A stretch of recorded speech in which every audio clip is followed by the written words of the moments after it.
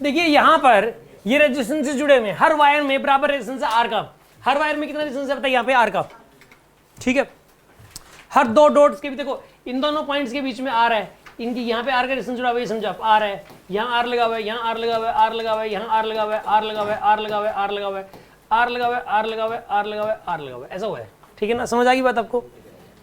एक इनमें भी तो आर है, इसमें भी आर है, इसमें भी आर है, ठीक हो रहा है तो नहीं क्या? इतने सारे रेजिस्टेंस जुड़े हुए हैं, इन सब का आर इफेक्टिव बताना है। जैसे आर इफेक्टिव बात आती है किसके बीच में, किसके अक्रॉस, किसके अक्रॉस, इसने अक्रॉस बता दिया ना, ए और बी पॉइंट, क्योंकि उसके बिना क्वेश्चन इनकम्प्लीट है। 2 पॉइंट सामने वाले को देने पड़ेंगे, किन 2 पॉइंटों के अक्रॉस बताएं। समझ आ गई बात आपको? अब इस क्वेश्चन को कैसे करें यार, देखो ये सीधी सी बात है, ये 2 पॉइंट्स लास्ट तक बचे रहने चाहिए, बाकी से सारे पॉइंट खत्म हो जाए। लास्ट तक ये 2 पॉइंट बचे रहने चाहिए, बाकी सारे पॉइंट से खत्म हो जाए। अब मुझे एक बात बताओ, ये आर और आर कितना हो जाएगा यहाँ पे? 2 आर हो जाएगा ना यहाँ पे, ठीक है ना। पहले इसको इरेज कर लेते हैं मैंने, ये लो भाई इरेज ही कर लिया इसको। अब सुनो,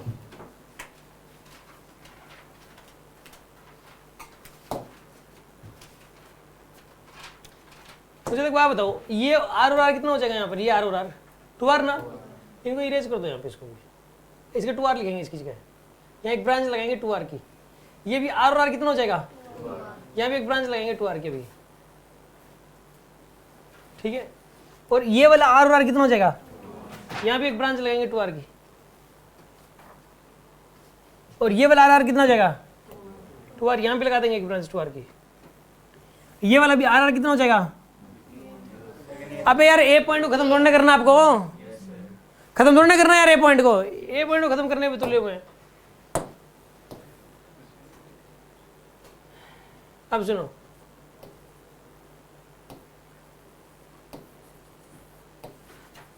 लगा दिया ये आर, ये कितना था? 2 आर, ये कितना था? 2 आर, 2 आर, 2 आर। आज एक बात बताओ, ये 2 आर और ये आर मिलके कितना हो जाएगा? 2 आर बाई 3 ना। ये वाला और ये वाला मिलके कितना? पैरेलल में दोनों 2 आर बाई 3, इन दोनों का इफेक्टिव कितना आएगा? पैरेलल में 2 आर बाई 3 सोल्व करके देख लेना चाहिए। इसका भी 2 आर बाई 3, जो बड़े वाला है उसका 1/3 कर दिया करो बस सीधा। जो बड़े वाला है ये 2 आर है और ये आर इनमें से बड़ा 2 आर है, तो उसका 1/3 कर दो सीधा, 2 आर बाई 3 आंसर आएगा। इसका भी 2 R by 3, 2 R by 3, 2 R by 3 आ जाएगा। अब मैं इन दोनों ब्रांचेस को हटा के क्या लगाऊंगा बताइए? 2 आर बाई 3 लगाऊंगा ना यहाँ पे।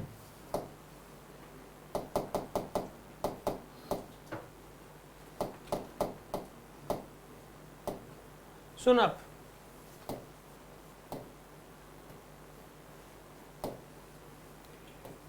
यहाँ क्या लगाना था मैंने? 2 आर बाई 3। यहाँ भी क्या लगा दिया?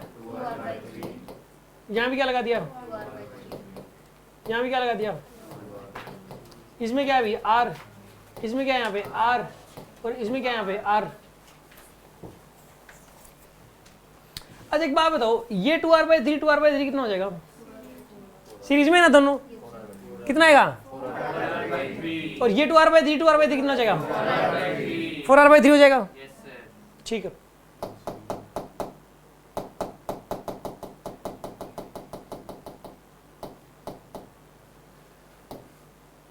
इस पूरी ब्रांच का मिला के कितना बन गया ये? और इन दोनों, ये पूरी ब्रांच का मिला के 4 आर बाई 3 ऐसा हो गया। ये कितना यहाँ पे? आर, ये कितना यहाँ पे? आर, और ये वाला कितना यहाँ पे? आर। अच्छा अब सुनो, ये ना अभी वो रूल आया नहीं है, अभी वो रूल आएगा सेकंड बुकलेट के अंदर। ये क्वेश्चन गलती से डल गया, ठीक है ना। देखो क्या होता है कि एक व्हीटस्टोन ब्रिज प्रिंसिपल होता है, बड़ा पॉपुलर है, बड़ा फेमस है, उसके बहुत सारे क्वेश्चन है सेकंड बुकलेट में। रूल ये होता है कि अगर 5 रेजिस्टेंसेज हो, 5, एक ये वाला, एक ये वाला, ये वाला है, ऐसा है, ये R1 है, ये R2 है, ये R3 है, ये R4 है, ये बीच में R5 है।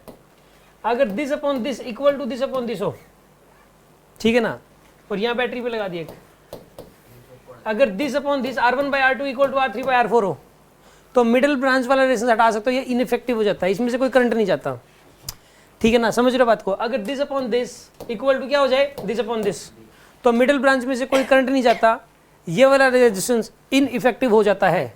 मतलब इस वाले रेजिस्टेंस को आप हटा सकते हो, इस वाले रेजिस्टेंस को आप हटा सकते हो।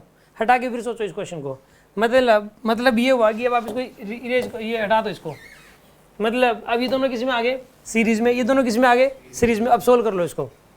ऐसे ही देखो, ये ए पॉइंट है, ये बी पॉइंट है, इनकी एप्रोक्स बताना है। तो देखो ये मिडिल ब्रांच है, कौन सी ब्रांच है, ये वाली, इसमें भी मिडिल ब्रांच थी, मिडिल ब्रांच के इधर 2 रेजिस्टेंस थे और मिडिल ब्रांच के 2 रेजिस्टेंस थे। ऐसा ही स्ट्रक्चर यहाँ पे बन रहा है सेम, ठीक है ना। इस ऐसे स्ट्रक्चर को बोलते हैं व्हीटस्टोन ब्रिज लाइक स्ट्रक्चर। क्या बोलते हैं इसको, व्हीटस्टोन ब्रिज लाइक स्ट्रक्चर, ऐसा बोलते हैं इसको। उसमें एक मिडिल ब्रांच और नीचे टोटल होते हैं 5 रेजिस्टेंस। एक होती है मिडिल ब्रांच, 2 इधर होते हैं और 2 इधर होते हैं, टोटल 5 होते हैं।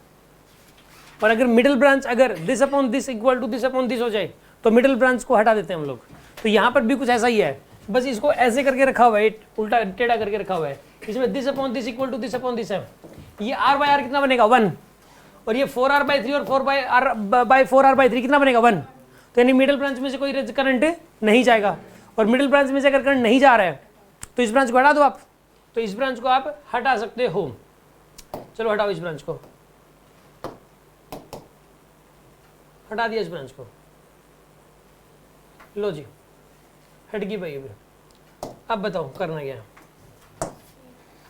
अब बताओ ये r और 4r/3 किस में हो गए, सीरीज में, और ये r और 4r/3 किस में हो गए, सीरीज में, ठीक है ना। तो r और 4r/3 का सीरीज बताइए कितना बनेगा, 7r/, और ये 7r/3, ये भी 7r/3, दोनों किस में हो गए, पैरेलल में। तो आंसर आएगा 7r/6।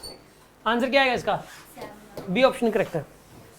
इस क्वेश्चन को करने में इतना टाइम, मतलब सोच समझाने में टाइम लग गया, सोल्व करने में कम टाइम लगेगा। अगेन स्पीड आपकी जो है ना, एंड तक जाते जाते अभी जितनी स्पीड है क्वेश्चन को सोल्व करने की, उसका 1/3 स्पीड में कर दोगे आप, 1/3 टाइम में कर दोगे आप। स्पीड 3 टाइम्स हो जाएगी, टाइम 1/3 हो जाएगा, ठीक है ना। अभी तो धीरे धीरे सीख रहे हो, और स्पीड उसकी बनती है जो बार बार इन्हीं क्वेश्चन को प्रैक्टिस करता है। इसी बुकलेट को 4 बार सोल्व करके देखने की जरूरत है आपको, तभी स्पीड बनेगी। आगे बात समझ में आपको, क्या कह रहे हो, जो वो लो है, हाँ उसके बिना नहीं होएगा। ये लो तो लगाना ही पड़ेगा आपको, लो तो लगाना ही पड़ेगा, उसके बिना सोल्व नहीं होगा, ठीक है। ये किसी के मन में कोई और क्वेश्चन, किसी के मन में कोई और बात हो, ठीक।